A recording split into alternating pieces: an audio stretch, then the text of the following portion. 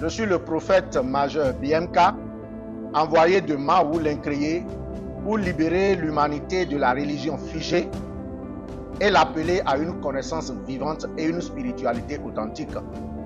Nous croyons à l'Incréé, l'origine sans origine, celui qui se manifeste à travers les peuples, les cultures et les époques, selon leur langage, leur sensibilité et leur histoire. La Bible est pour nous une source d'inspiration, pas une prison. Nous ne la lisons pas avec les yeux fermés, mais avec discernement, recherche et respect pour la vérité. Deux peuples sont au cœur de la manifestation de la présence de Mao, le peuple africain et le peuple juif. Ils sont les témoins anciens et essentiels de son action dans le monde.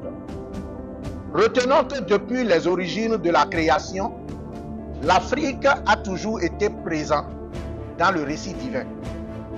C'est l'Égypte en Afrique qui a élevé Moïse, instrument que Mao a utilisé pour libérer le peuple juif.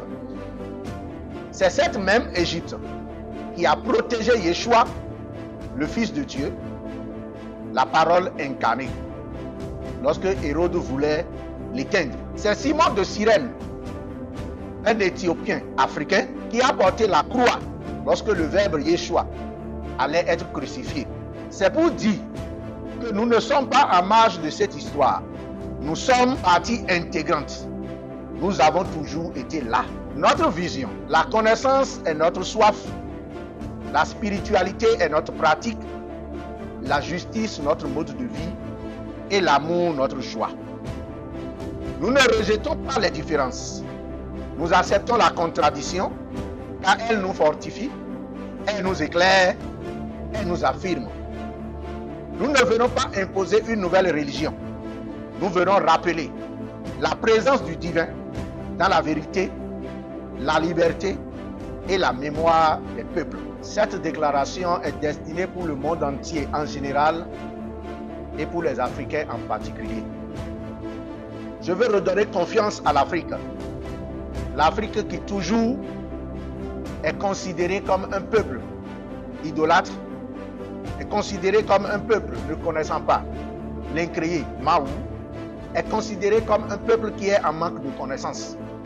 Je tiens à rappeler ceci. L'Afrique est à l'origine de la spiritualité. L'Afrique regorge de spiritualité et de la connaissance.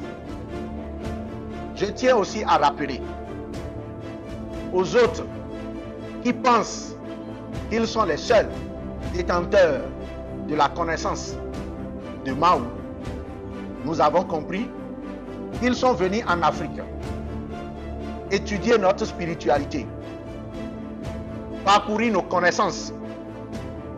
Et dès qu'ils sont repartis chez eux, ils ont créé une religion qu'ils ont ramenée en Afrique et ils nous l'ont imposée. On ne peut pas tromper tout le monde toutes les fois. Il y aura une génération qui va se réveiller. Il y aura une génération qui va apporter la connaissance et la vérité. Et nous faisons partie de cette génération. Je tiens à rappeler que le défunt pape François avait fait une déclaration en disant ceci. Les Africains ne sont pas présents dans la Bible. Les Africains ne sont pas présents dans la chrétienté et qu'il faut réécrire ou rééditer la Bible pour mettre les Africains à l'intérieur. Je me demande, est-ce que les gens ont pris le temps de réellement lire la Bible?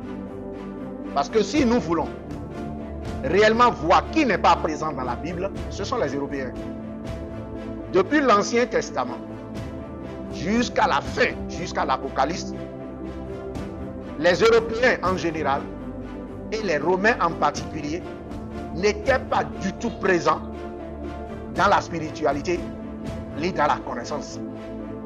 Leur seule présence était politique à travers Ponce Pilate. Mais à part cela, nous n'avons pas vu dans la Bible la présence des Européens en général et des Romains en particulier.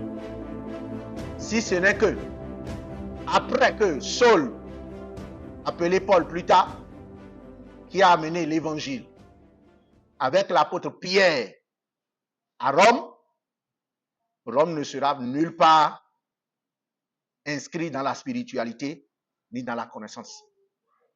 Donc les Africains sont plus présents que n'importe qui dans la connaissance et dans la spiritualité.